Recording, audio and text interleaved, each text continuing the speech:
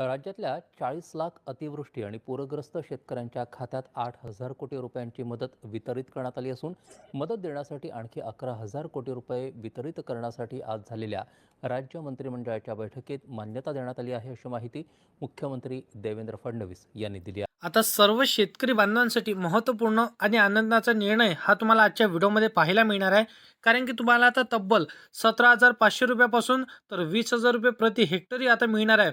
कारण की शेतकरी बांधवांना बघा, राज्यातल्या 40 लाख अतिवृष्टी आणि पूरग्रस्त शेतकऱ्यांच्या खात्यामध्ये 8,000 कोटी रुपयांची मदत हे वितरण करण्याला आता सरकारने मंजुरी दिली.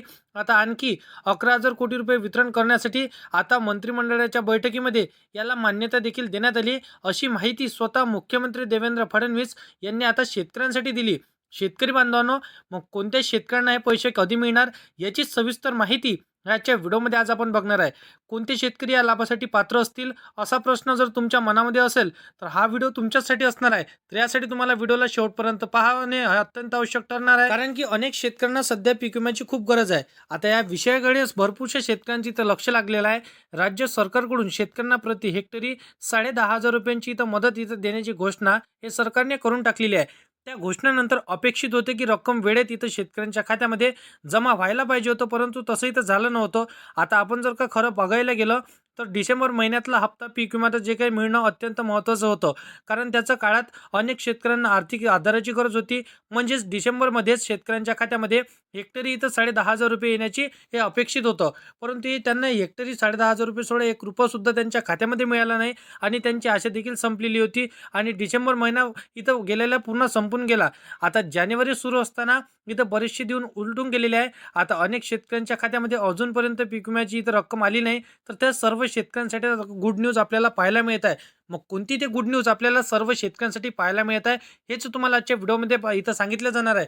शेतकरी बांधवांनो, तुम्ही जर का पीक विम्याची आतुरतेने वाट बघत असाल तर हा व्हिडिओ तुमच्यासाठी महत्त्वपूर्ण आणि आनंदाचा ठरणार आहे. फक्त व्हिडिओला शेवटपर्यंत पाहत चला, कारण की तुम्हाला इथं टप्पे सांगितले जाणार आहे. आता खऱ्या अर्थाने इथं पहिल्या टप्प्यातील, दुसऱ्या टप्प्यातील आणि महत्त्वपूर्ण तिसऱ्या टप्प्यातील हे तिन्ही वाटप सरकारने सुरू केलेलं आहे.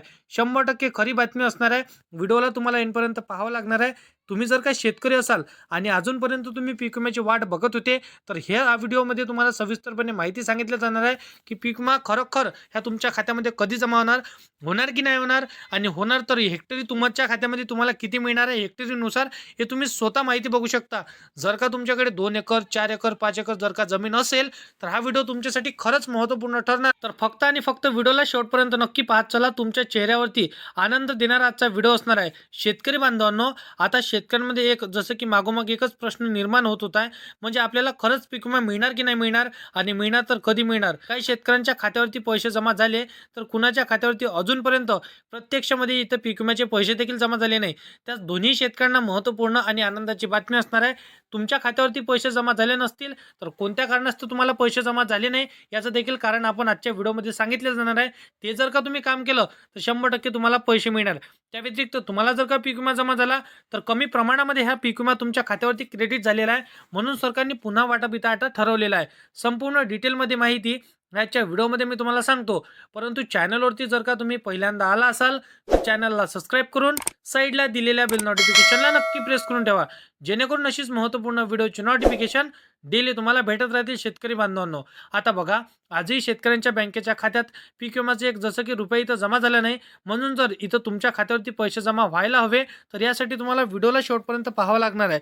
आता बघा शेतकरी बांधवांनो, राज्यातील शेतकऱ्यांना पीक विम्याच्या स्वरूपात प्रति हेक्टरी 17,500 रुपयापासून तर 18,000 रुपयेपर्यंत इथं घोषणा राज्याचे मुख्यमंत्री देवेंद्र फडणवीस यांनी करून टाकलेली आहे की आता आम्ही देणार आहोत.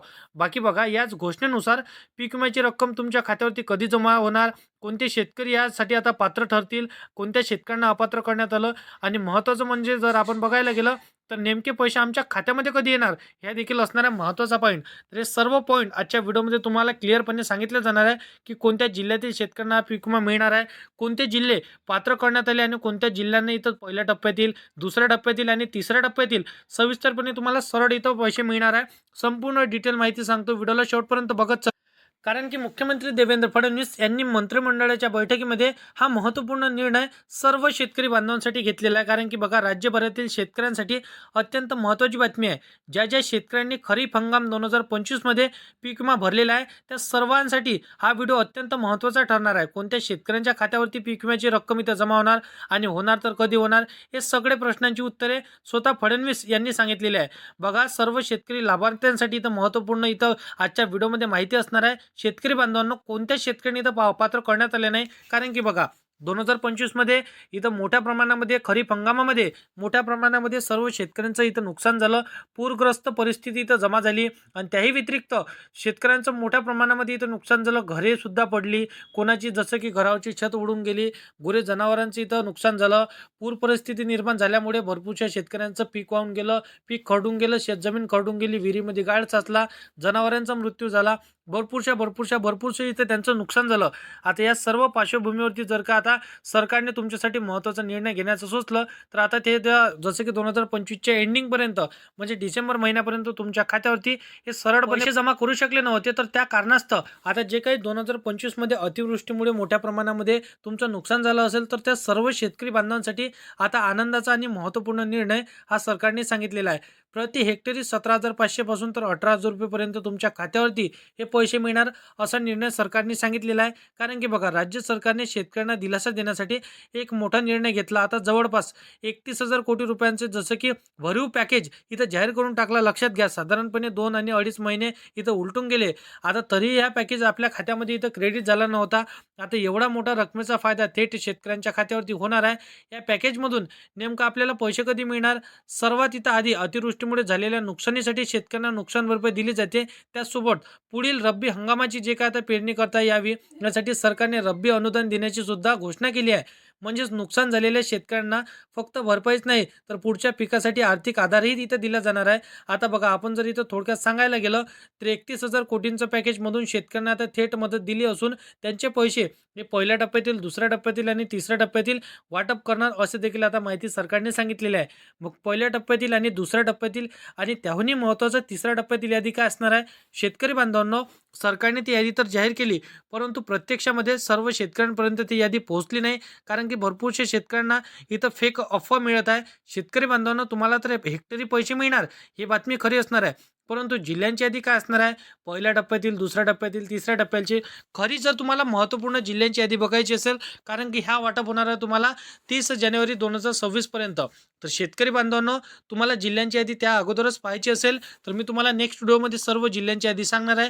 तर त्यासाठी तुम्हाला एकच काम करायचं आहे, या चॅनलला सबस्क्राईब करून साईडला दिलेल्या बेल नोटिफिकेशनला नक्की प्रेस करून ठेवायचं आहे, जेणेकरून अशी शेती संदर्भातील माहिती आणि जिल्ह्यांची यादी सर्वात अगोदर तुमच्यापर्यंत पोहोचू शकेल. तर शेतकरी बांधवांनो, चला भेटूया नेक्स्ट व्हिडिओमध्ये.